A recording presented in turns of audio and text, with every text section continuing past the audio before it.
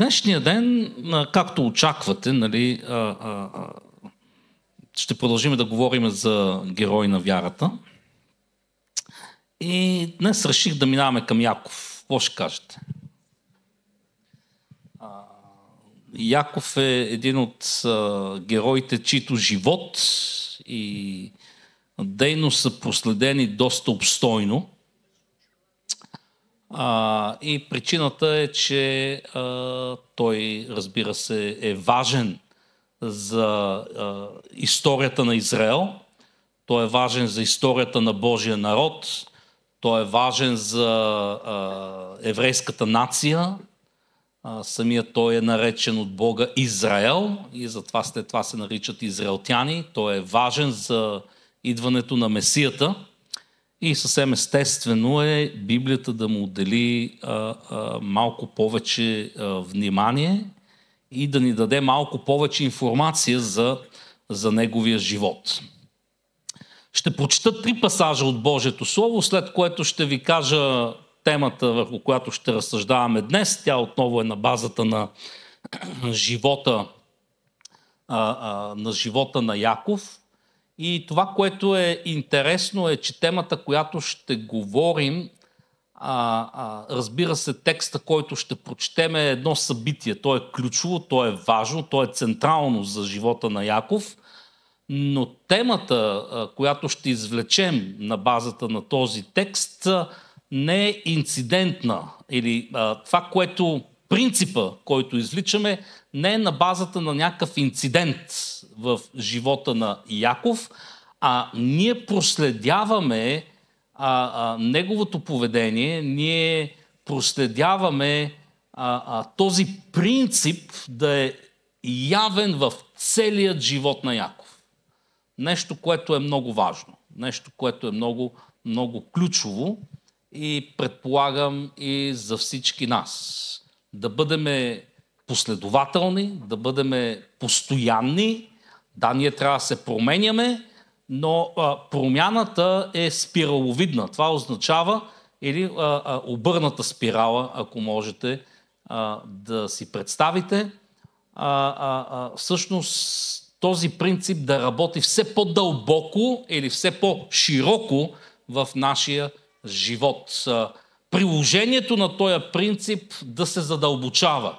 Приложението на този принцип да обхваща все повече и повече области от нашия живот. Този принцип да бъде все по-водещ, основополагащ, фундаментален, основен за нашия живот и дейност.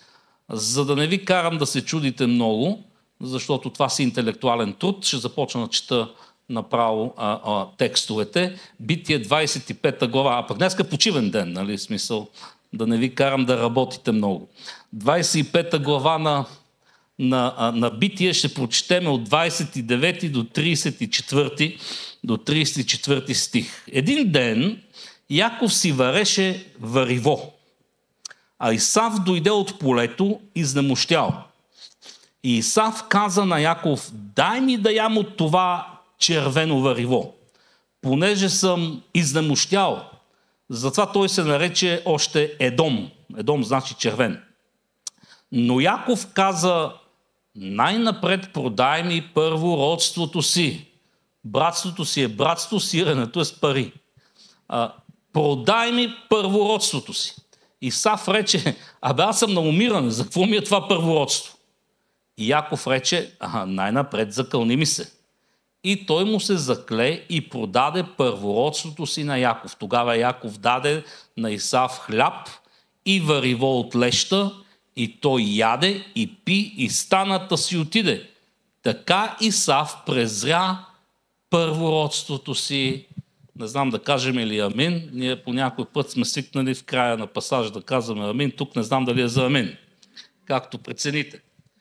Нека да отидем в Колосяни 3 глава, 1 до 4 стих. Колосяни 3 глава, 1 до 4 стих. И тъй, ако сте били възкресени заедно с Христа, търсете това, което е горе, където седи Христос, отдясно на Бога. Мислете за горното, а не за земното, защото умряхте и живота ви е скрит с Христа в Бога. Когато Христос, вашия живот, се яви, тогава и вие ще се явите с Него в слава. Амин. Нека да отидем сега в Матей 6 глава. И там ще прочетеме от 31 до 34 стих. И тъй не се безпокойте и не казвайте какво ще ядем или какво ще пием или какво ще облечем, защото всичко това търсят езичниците, понеже Небесният Отец знае, че се нуждаете от всичко това. Но първо търсете Неговото царство и Неговата правда, и всичко това ще ви се прибави. Затова не се безпокойте за утре, защото утрешния ден ще се безпокои за себе си.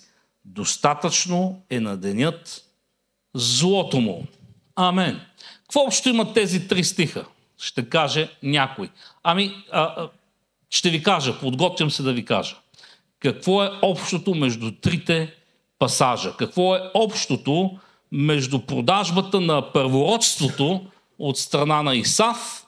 Какво е общото с това, което каза Павел в Колосяни и самият Господ Исус Христос в Матей 6 глава? Това е и всъщност принципа. Общото между трите текста може да бъде посочено чрез принципа, който разглеждаме днес. Готови ли сте? Търсете това, което е горе, мислете за горното, а не за земното. Първо търсете Божието царство и Неговата правда. Това е стар принцип и аз съм говорил много за него, но днеска искам да го видим през живота на Яков. Търсете това, което е горе. С други думи, търсете духовното измерение. Търсете Божията гледна точка. Търсете това, което идва от Бога. Търсете Божия план. Търсете Божията воля. Търсете Божието намерение. Търсете Божията за вас съдба.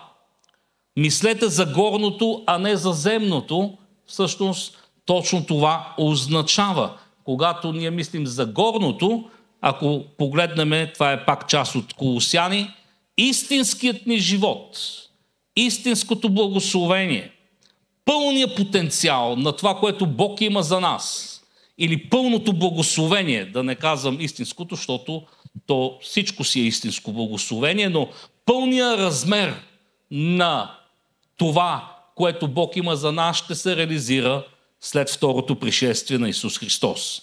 Всички благословения, които получаваме сега, са нещо като аванс на 15 число. А пълният размер на заплатата на 30 или на първо число е когато дойде хилядогодишното царство. Разбираме ли го? И това с вас сме го доказвали на базата на текстове.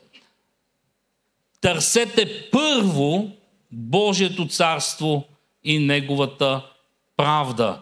Нека нашето мислене, нашият ангажимент, нашите усилия, нашия труд, призмата, през която гледаме на живота и на събитията около нас, да бъдат през търсенето на Божието царство и Неговата правда. Всички останали неща Бог ще ни ги прибави.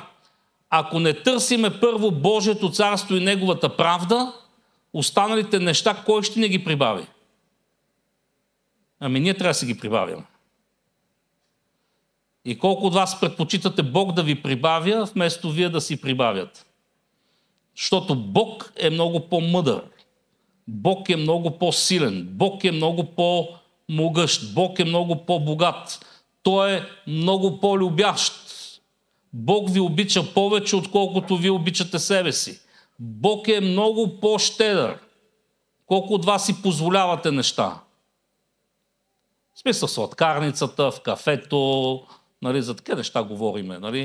В обедната почивка отиваш и си купуваш нещо и съвестта ти каза, ти сега си позволяваш, вкъщи, децата, жената, мъжа ние заглушаваме този повик на съвестта и казваме, ние сме хора и си позволяваме неща. Нали? Колко вас го правите? Браво. Само мъжете, жени такива неща не правят. Да, но без всички го правим. Нали, ходиме и си хапнеме тройка кебабчета, па децата вкъщи гъчат сандвичите. Нали? Няма проблем, все пак ние изкараме парите.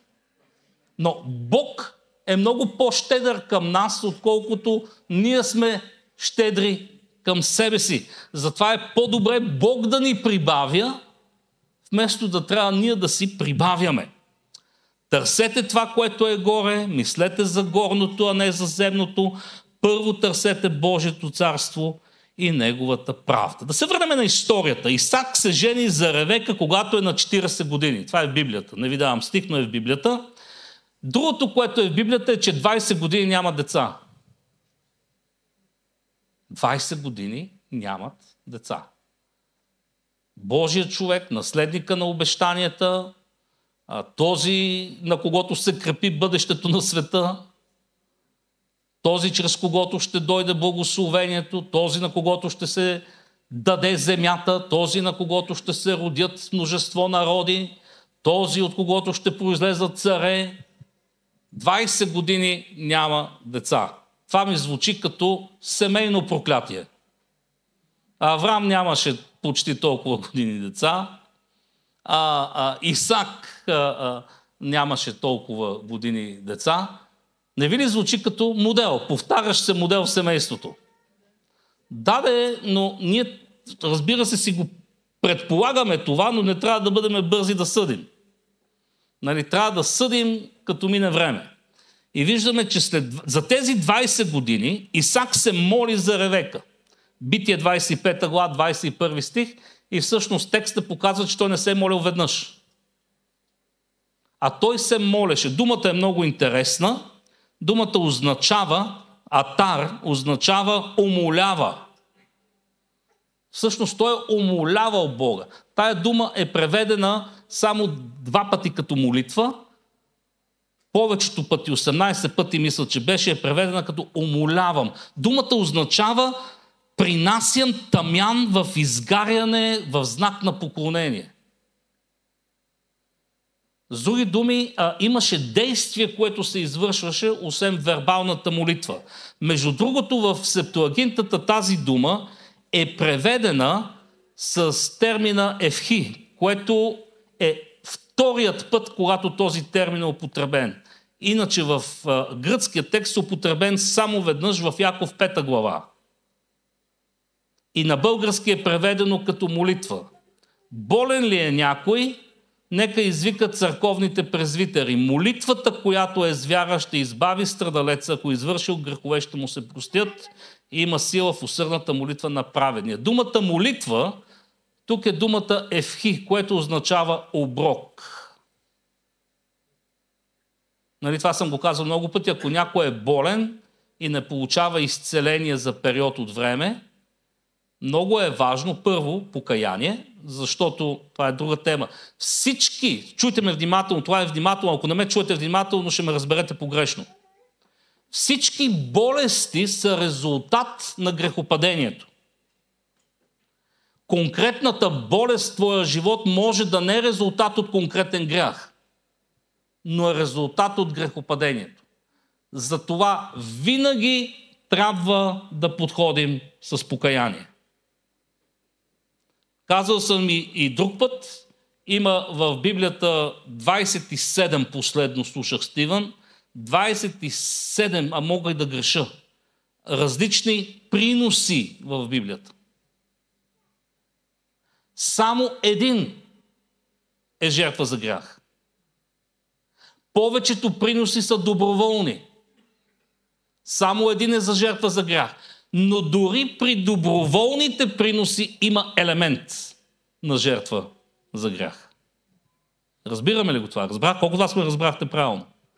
Надявам се. Надявам се, ще питам другата неделя дали сте ме разбрали правилно. Но виждаме, че това е, между другото го казвам, Исак направи оброк.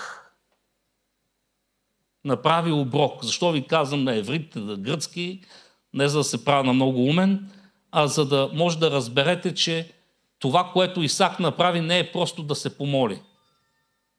Първо не беше еднократна молитва, а беше продължаваща във времето. Не знаеме колко пъти, но времето е 20 години. И всъщност не беше просто моля ти се, Господи, много ти се моля, а той направи оброк. Какъв оброк е направил? Не знаем. Не знаем. Но виждаме, че след 20 години се раждат близнаци. Двойно благословение или двоен проблем. Нали? Това винаги върви ръка за ръка. Някой си мисли, че благословението просто е безпроблемно състояние. Не е така. Обикновено благословенията изискват много грижи и благословенията създават много проблеми. Но това е Божията перспектива. Така че когато се молите за благословение, нали, имайте го предвид. Но раждат се близнаци. Искам да прочита този текст, където се раждат близнаците, 24 до 28 стих на същата 25 глава. Да се върнем на нея и там четеме 24 до 28 стих. Ако се изпълни времето и да роди, ето близнаци имаше в утробата й. Първият излезе червен, целият космат, като кожена дреха. И наименуваха го Исав. Означава космат, а Едом означава червен. Нали помните? После излезе брат му, държейки с ръката си петата на Исав.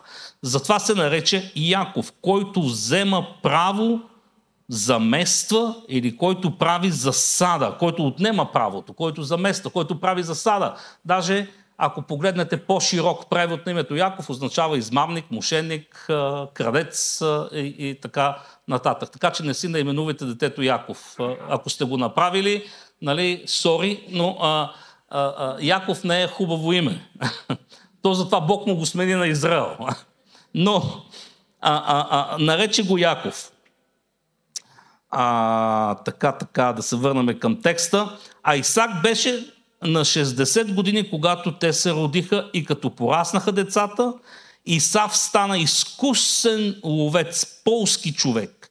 А Яков беше кротък човек и живееше в шатри. Исак обичаше Исав. Защо? Тук пише, защото ядеше от лова му. Ама защото Исак беше мачо.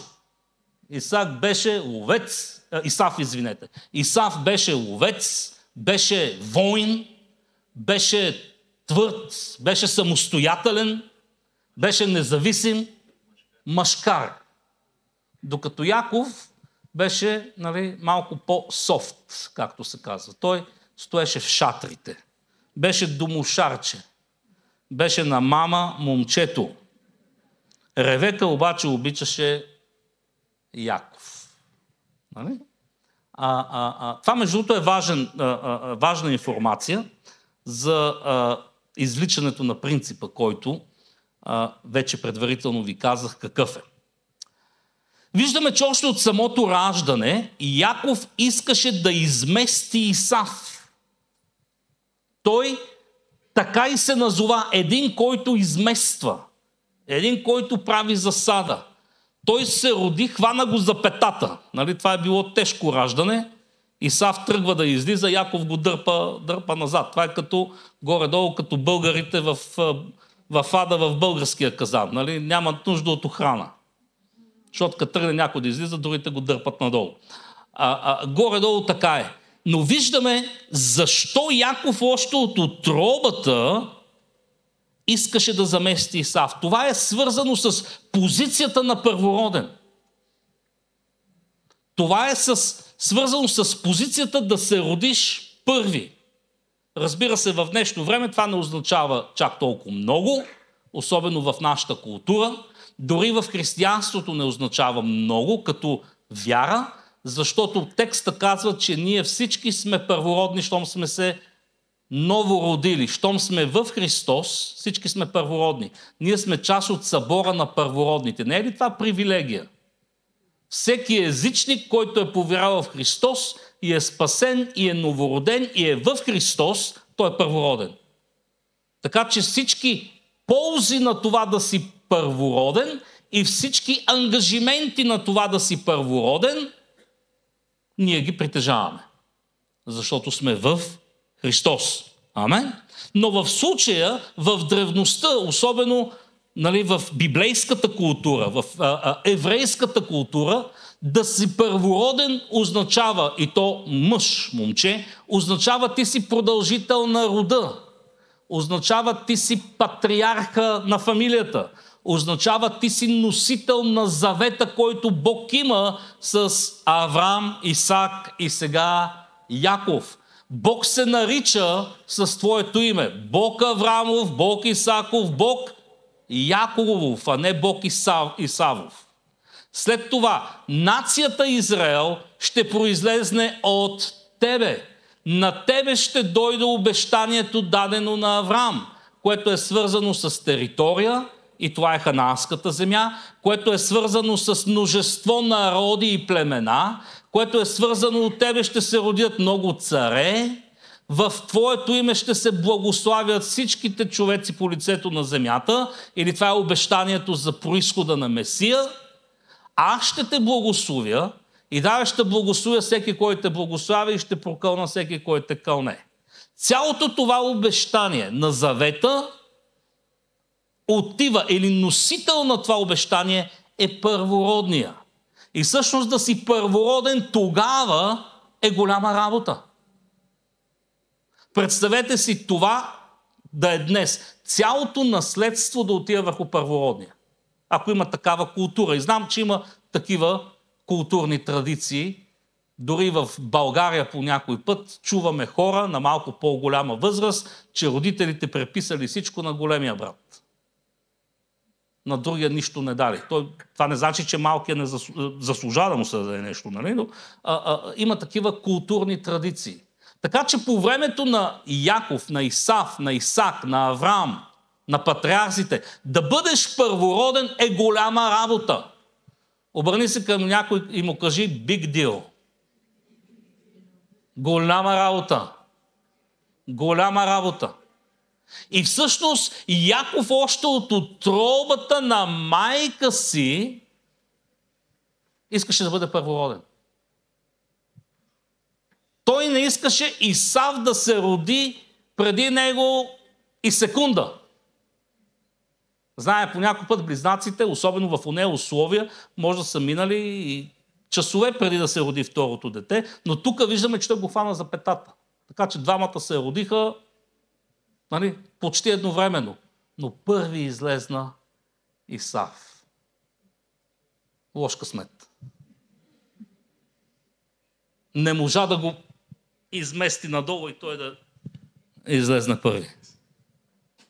Това е като на вратата, като се заскат хора и се бутат, кой да влезне и да излезне първи. Това е като за черен петък малко. И Яков още от утробата на майка си искаше да бъде първороден. Какъв е принципът ни? Търсете това, което е горе. Мислете за горното, а не за земното. Първо търсете Божието царство и Неговата правда. От утробата на майка си Яков търсеше Божието царство. Това е било подсъзнателно, бебетата ми. Не знаеме колко е подсъзнателно. Дори да е подсъзнателно, виждаме Библията как го интерпретира. Яков искаше да измести Исав. Искаше да бъде първороден. След години, не знаеме колко са минали, може би са минали 50 години. Исав се жени, когато е на 40 години, по примера на баща си.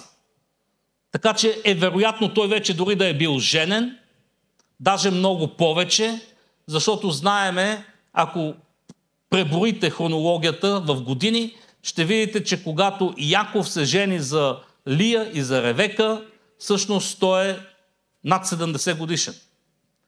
Колкото и да е пътувал от Сихем до Падан Арам, не му отнело 30 години. Така че вероятно са били вече във възраст. Виждаме следващия случай, когато Исав продава своето първородство. Исав беше ловец и войн. Той беше агресивен. Той беше индивидуалист. Той беше себедостатъчен. Той живееше на полето. Това не е като да отиде до магазина да купи месо.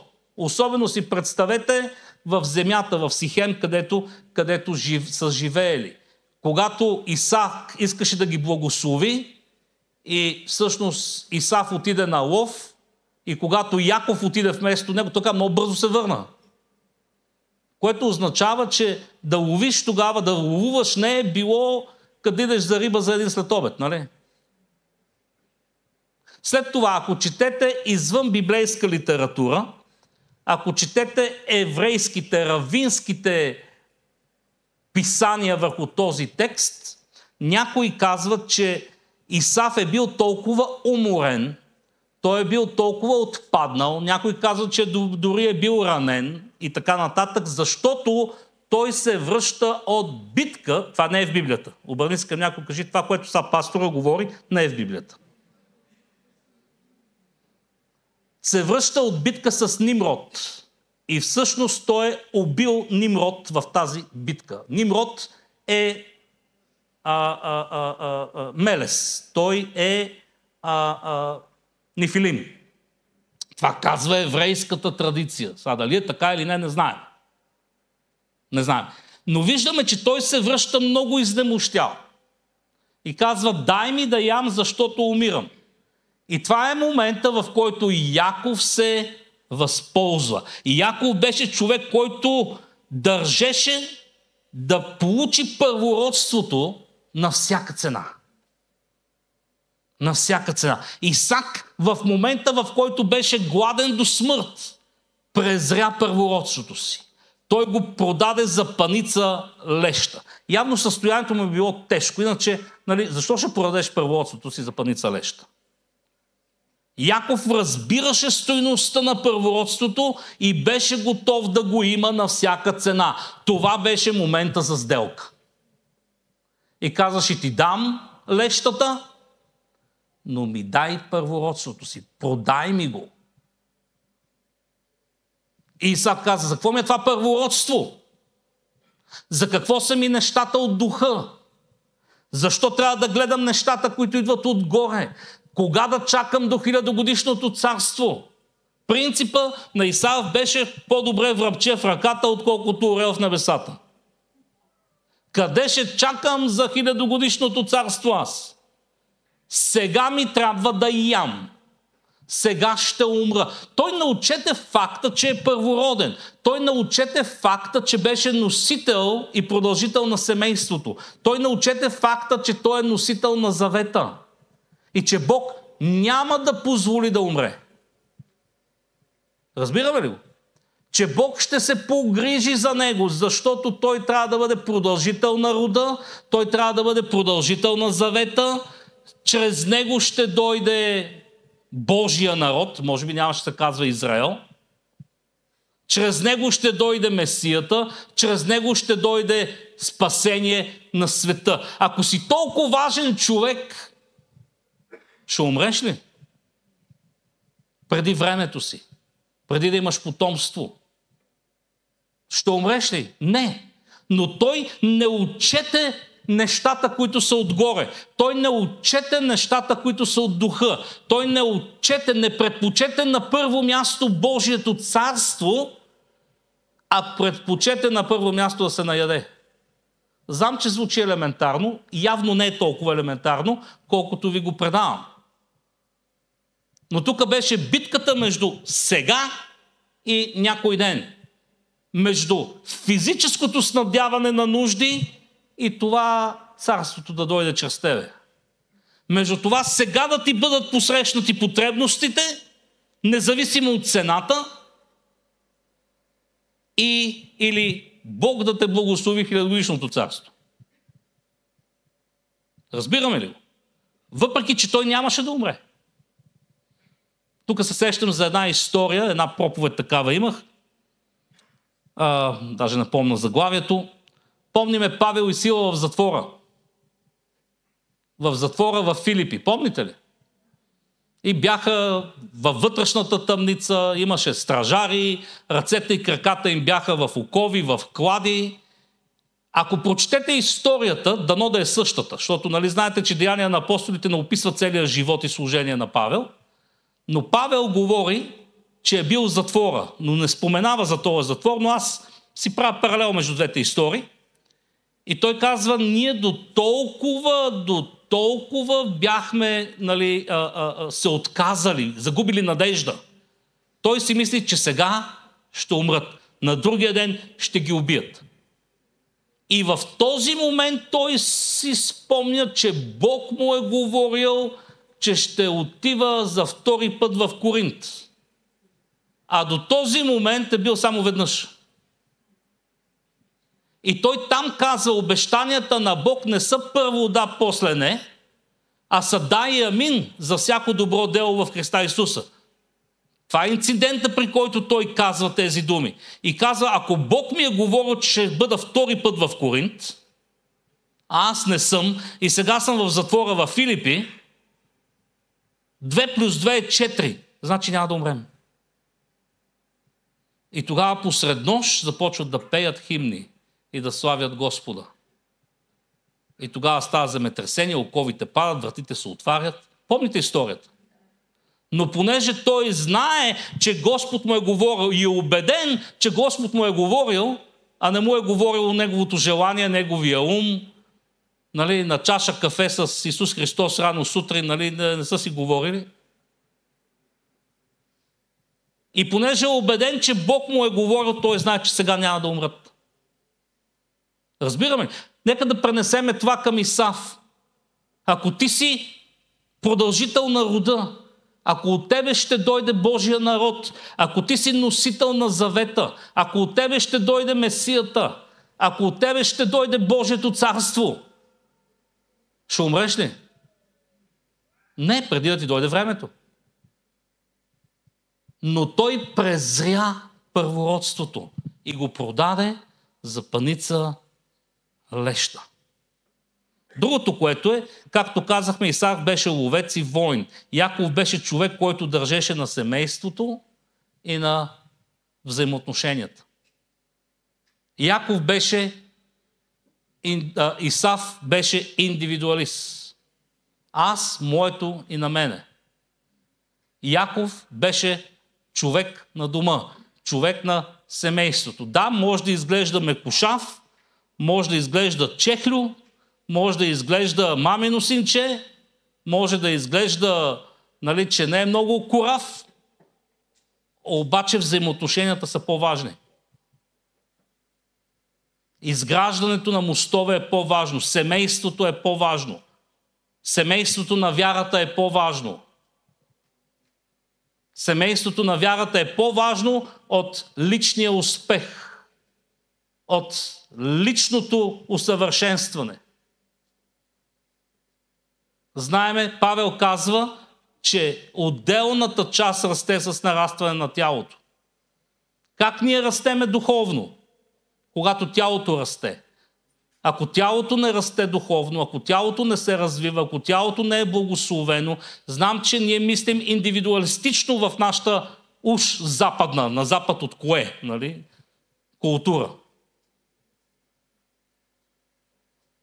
Но всъщност църквата, Божието царство е семейство. Бог гледа корпоративно. Бог прославя себе си не чрез личности, а чрез църквата.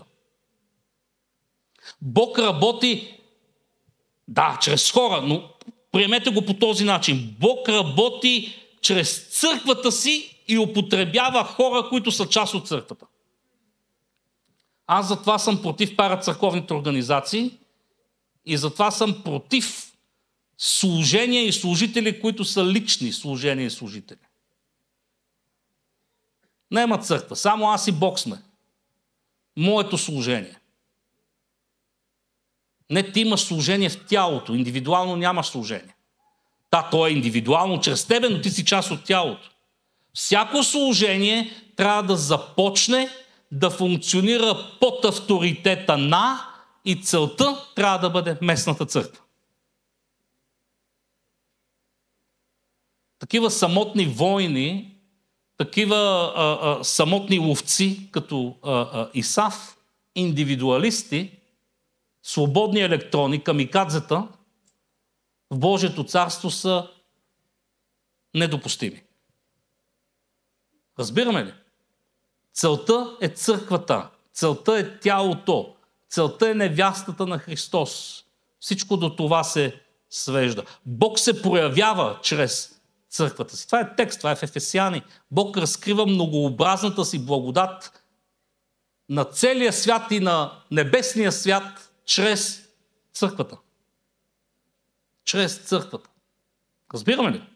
Тук ли сте? Добре. И това е много важно, защото живеем в индивидуалистично общество. Живеем в общество, където сме част от църквата, докато си пиеме кафе сутрин и гледаме лайфа. Да, налагат се такива моменти, но аз говоря за начин на живот. Говоря за система. Тук ли сте? Исав се ожени за ханаанки. Чак после взе Исмаилянка, защото виде, че баща му и майка му фаворитизират Яков. Но Исав се ожени за ханаанки. Яков отиде в Падан Арам, за да се ожени за жена от рода на дядо си Аврам. За да може да не се смесва с езичници. Да не се смесва с народите на ханаанската земя. Защото на тях им не принадлежеше, а предстоеше унищожение. Те бяха обречени като нации. Не като индивиди, но като нации. Какво имам предвид? Бог чакаше още 400 години, докато греха на тези племена достигне върха си и заслужава да бъдат осъдени от Бог и унищожени от Бог. Индивидуално в този период от време отделни хора е могло да бъдат спасени, както имаме, да речеме, по времето на Аврам, имаме Йов, който не е от семейството на Аврам, не е от фамилията на Аврам. Имаме неговите приятели, 3, които бяха други хора, вярващи в истинския Бог, но нямаха роднинска връзка с Аврам. Нямаха роднинска връзка с Тара, не беха от семейството на Евер, може би, не знае. Имаме Моавец. Помните ли кой е Божия пророк, който е Моавец? Помни ли някой? Валаам, който беше Божий пророк. Така че индивидуално е имало хора, които е имало възможността на базата на вяра в истинския Бог да бъдат спасени. Но нациите като цяло, от които те, или племената, нека говорим за племена в този исторически момент, те подлежаха на унищожение. Просто трябваше да си заслужат Божия съд, за да може, когато Бог съди, да бъде справедлив, да има аргумент. Тук ли сте? Но и Яков отиде да се ожени за Рахил, за Лия в Падан Арам. И това не беше случайно. Просто една сутрин се събужда. Къде съм? В Падан Арам. Как се казваш ти? Рахил. Кой ти е бащата? Кой ти е дядото? Не, ако помните майка му и баща му, ако четете текста, нямаме време да четеме цялата история. Те го изпратиха там.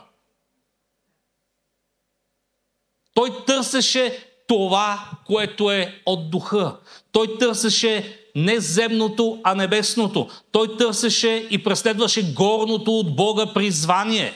Той търсеше Божието царство и неговата правда. Разбираме ли? И когато в началото казах, че Яков е постоянен в това преследване на Божието царство, ние това го виждаме през различните истории в неговия живот. Самото раждане, купуването на първородството, факта, че е семейен човек, в смисъла на това, че стои в семейството, стои в шатрите. Той е човек на взаимоотношения, той е човек на изграждане на мостове, той не е индивидуалист, не е себедостатъчен,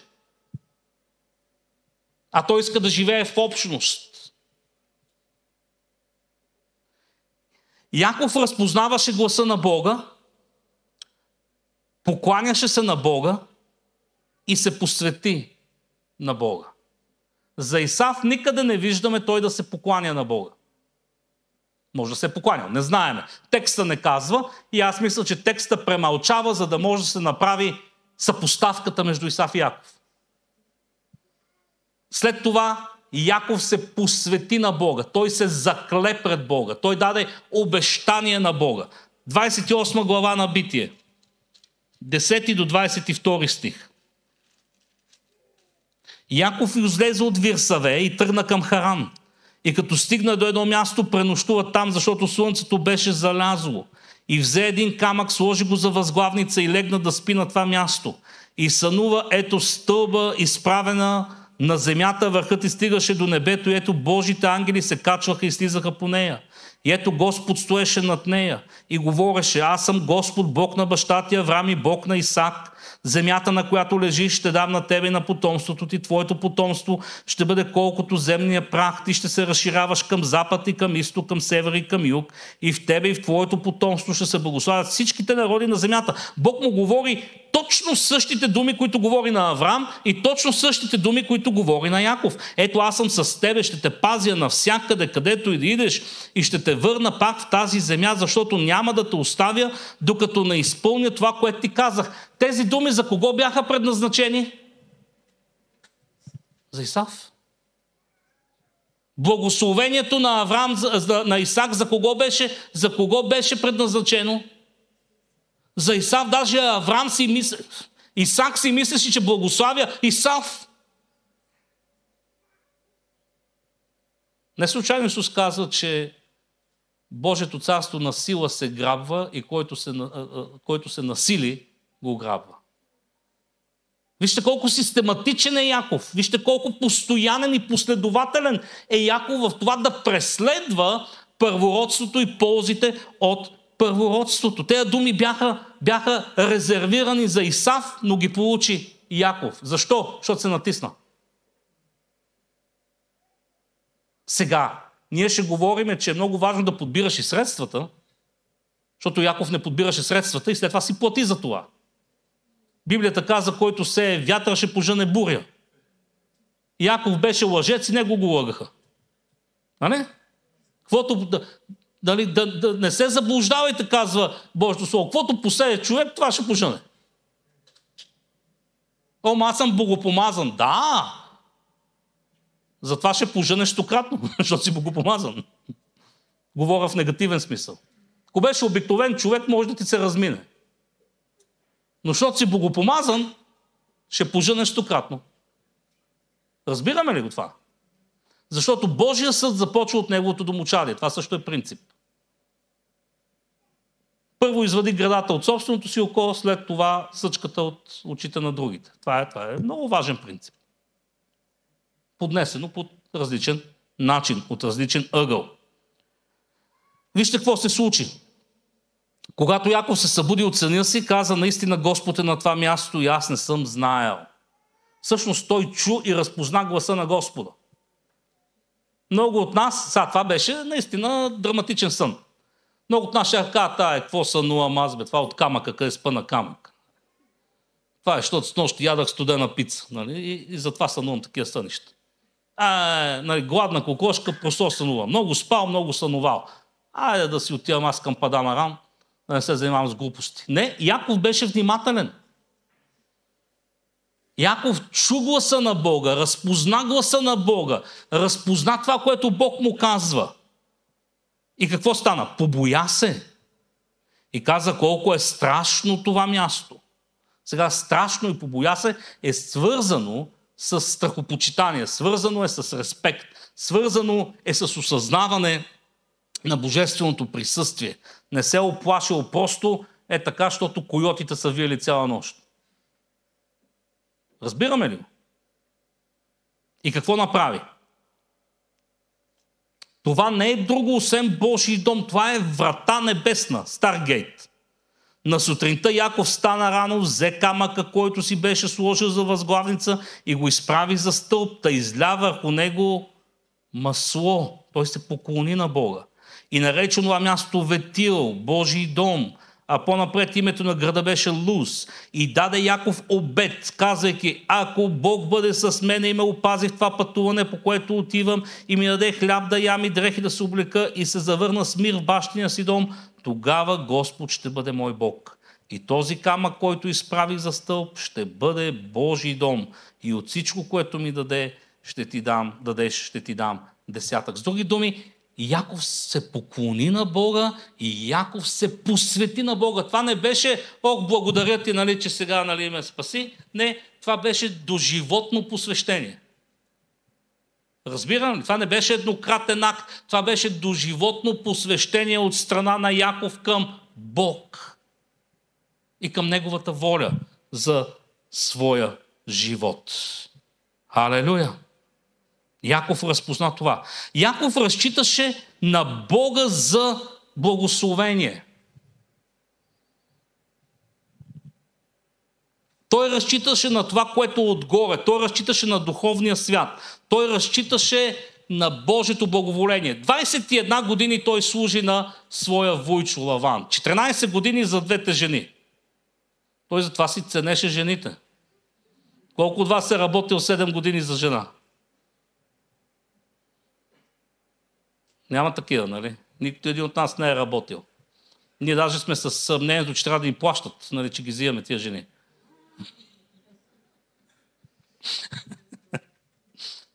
Той 14 години работи. И работеше само за тях и за прехраната. И накрая реши да си ходи. И вуйчо му, всъщност тъста му вече, нали, каза, виждам, че тия 14 години съм благословен, защото и той разпозна, защото ти си тук.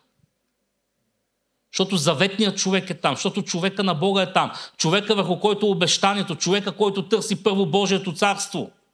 Човека, който не се съобразява с този век, а се преобразява чрез обновлението на ума си. Човека, който гледа на нещата, които идват отгоре. И Бог го благослави. Той каза, стой тук още. И той каза, аз вече ще искам заплата. Той каза, кажи каква заплата. И Яков, понеже познаваше стадата, работеше с тях 14 години. И какво каза? Помните ли? Всички, които са черни овце, капчести, които са с петнисти и така нататък остават за мен. Другите за тебе. И Лаван му казва, дадено. Какво направи следващите 14 години Яков? Когато отиваше да пои стадата, какво правеше? Във водата, там където е кладенеца, където е коритото направено дървено или каменно за вода, когато пият вода, нали, това не е от една кофа да пие една овца, това са стотици овце. Той слагаше шарени пръчки. Какво значи шарена пръчка? Нали, като малки, надявам се, вече децата не го правят това, може би някъде сте го гледали в някоя електронна игра, но взимаш пръчки с ножчето и я шариш. Разни фигурки, черти, работи. И той такива пръчки слагаше във водата, за да може, когато овцете пият вода, тогава овните ги изненадват отзад, нали? И всъщност като зачеват да гледат пръчките и да раждат петнисти. И да раждат капчести. Добре, аз съм убеден, че ако с вас това го пробваме днес, нищо няма да се случи. Как може, гледайки едни пръчки, да зачене овцата и да роди петнисто, защото пръчката е шарена? Това е тотален абсурд. Сега, ако сте гледали филма Яков, но това е във филма, обърни се към някой и кажете, това е във филма. Добре? Яков го сънува това и Бог му го казва да го направи, но това не е в историята, не е в Библията. Но всъщност виждаме, че Яков разчиташе на нещо абсурдно. Нещо, което няма никаква логика. Нали? Или някой от вас ще намери логика в това? Някаква взаимовръзка, някаква взаимозависимост? Не, той разчиташе на Бог. Може да кажем, че това беше акт на вяра. Една овца прави разлика между шарена пръчка и нешарена пръчка. Той разчиташе Господ да го благослови. Амен. Той не разчиташе на себе си. Той не разчиташе на измама в случая. Той се беше научил вече да не Нали, тук идва поправление. Тук е обрата в неговия живот.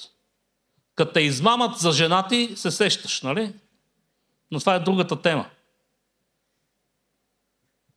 Като се жениш и на сутринта разбираш, че не е жената, за която си се оженил и за която си обещал, че ще работиш 7 години, обаче вече, както се казва, дан дил.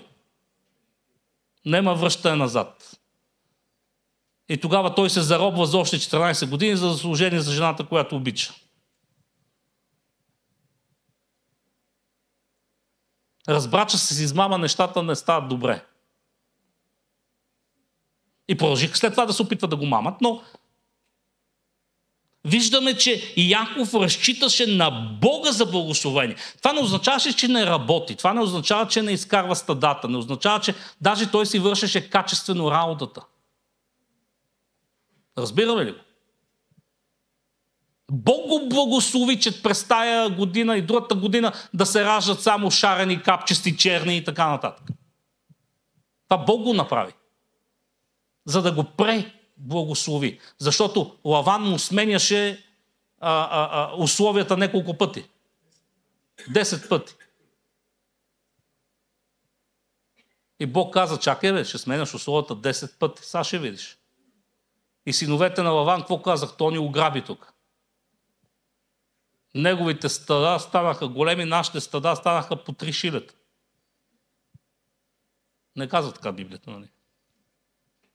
Но и Яков разчиташе на Бог за благословение. На последно място, Яков се бори с Бога и не го пусна, докато Бог не го благослови. Когато Яков разбра, че човека, който идва насреща му, не е обикновен човек, а е всъщност физическо проявление на Бога. Може да е било пред въплъщенският Христос, най-вероятно. Може да е била друга теофания на Бога, физическа форма, която Бог заема. Но то не беше холограма, защото Яков се бори с него буквално. Нали, не минаваше през него така ръката му.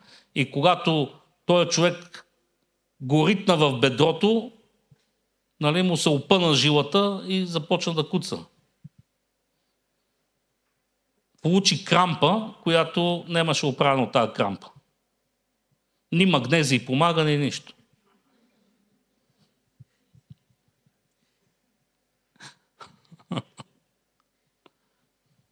Битие 32 глава.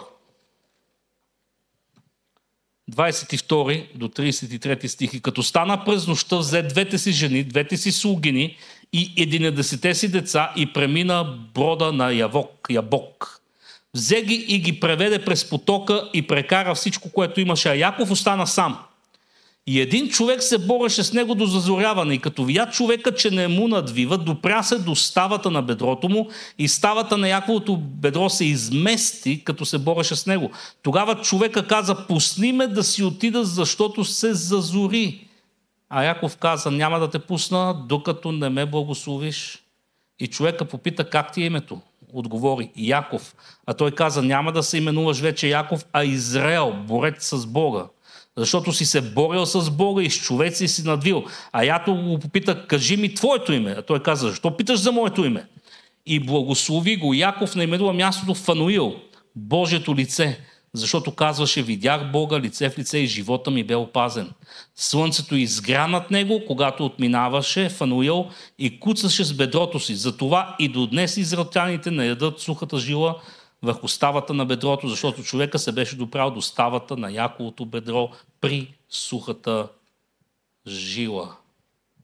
Виждаме последователността, с която постоянството, дори до окоцяване, дори до физическо нараняване, дори до трайни физически последствия за цял живот.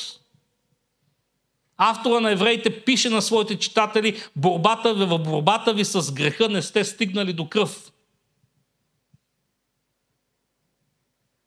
До толкова да си изкушен, до толкова да искаш да направиш грях и до кръв да стигнеш. Какъв е нашия отговор? Господ ще ми прости.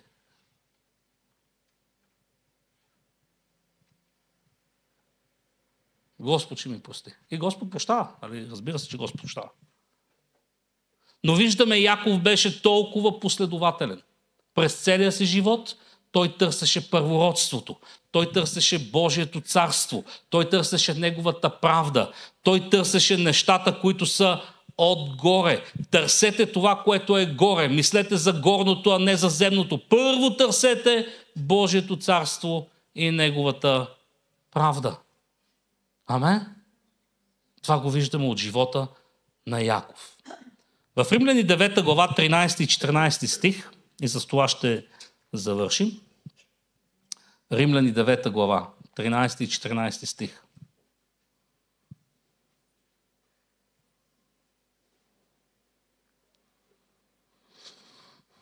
Както е писано, Яков възлюбих, а Исав намразих.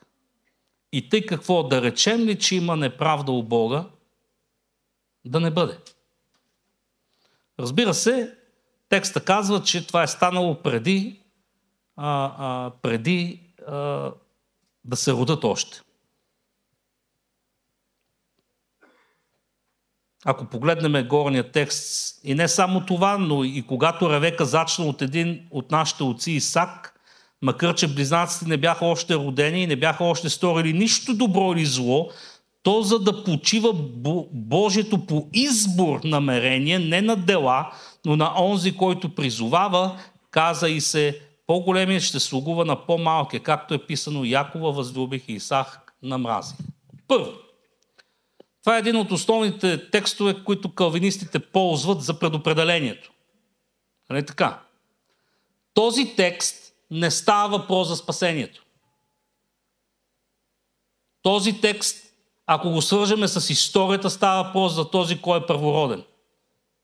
Не е свързано с спасението, свързано е с завета. Не е свързано с спасението, свързано е с царството. Разбираме ли го? Това са две различни неща. Тук не говори за спасение.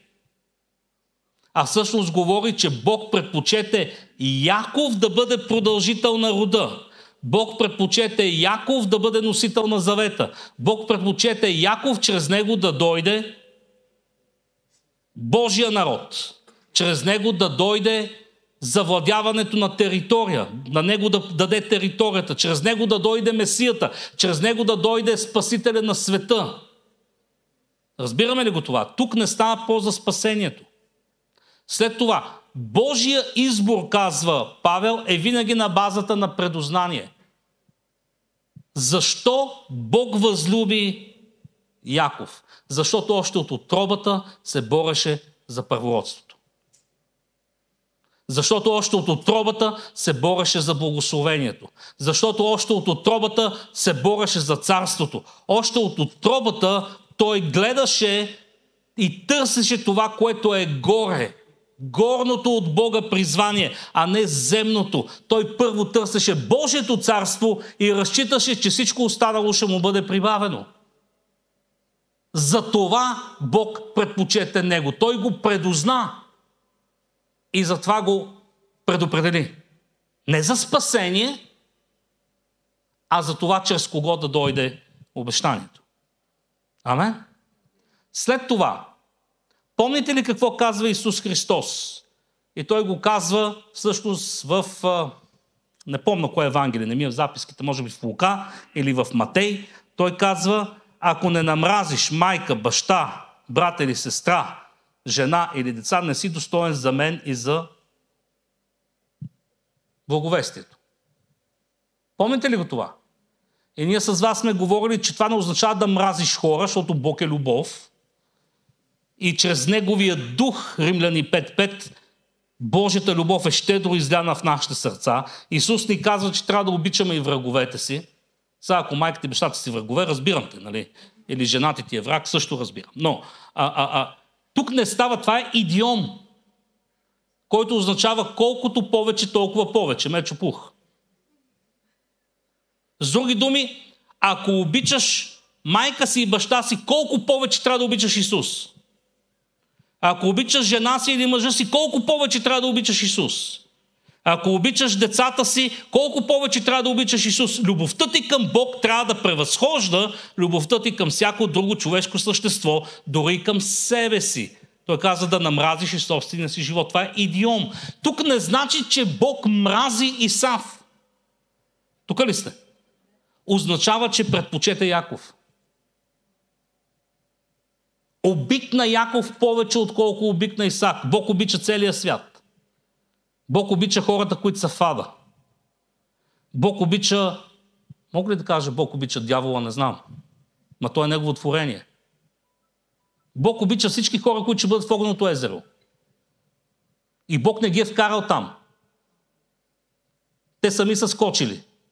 С задно, тройно, салто, винт и не знам какво още беше. Сами са скочили там, сами скачат там. Бог не бута никой към рая, смисъл не бута никой към ада и не тегли никого към рая. Ние сами правиме избор и ада и рая естествения завършък на пътя, който сме поели. Така че искам да ги уточня тези неща. Разбираме ли? Бог обикна повече Яков. Защо? Защото беше човек, който търси това, което е горе. Мисли за горното, а не за земното. Първо търси Божието царство и неговата правда. И очаква Бог да му прибави всичко останало. Искаш ли да бъдеш Божий любимец? Искаш ли Бог да те обича повече от... Или по-скоро Той няма как да те обича повече от когото и да било. Но всъщност да те употреби. Неговото благоволение да бъде към тебе. Неговия избор да бъдеш ти. Въпреки че всички сме в Христос и Божий избор е Христос. Искаш ли? Трябва да живееш на база на този принцип. Няма друг начин. В смисъл, поне Библията така ни казва. Искаш ли Бог да предпочете теб? Не е трудно. Търси това, което е горе. Мисли за горното, а не за земното. Първо търси Божието царство и неговата правда. Не се грижи за утрешния ден. Утрешният ден ще се погрижи за себе си. В смисъл, това не пак казвам, не значи да ходим на работа, но означава да ходим на работа без притеснение. И означава, когато ходим на работа и получаваме заплата, да не разчитаме на себе си и на това, което получаваме. Защото много пъти съм ви казал, че цялата заплата може да оставите на едно място. Я в аптеката, я в автосервиза, я в някоя глоба. Да не бъде, нали? Да не бъде. Колкото и да работиме, колкото и да изкарваме, колкото и да имаме, трябва да знаем, че това е дар от Бога, а не е продукт на самите нас. Ние сме просто съработници на Бог и в същото време сме настойници на Неговата благодат. Всичко, което имаме, е дар от Бога. Амен. Халелуя. Нека Бог да ни благослови. И нека в този конкретен случай бъдем подражатели на Яков. Ние ще продължим да говорим за Яков и за негови не чак толкова лицеприятни и позитивни страни на неговия характер, личност, действия, постъпки. Но в този случай ние виждаме един последователен, целеустремен, постоянен, систематично подхождащ по този начин човек, герой на вярата. Амен. Нека Бог да ни благослови и да ни помогне да следваме този пример. Амен.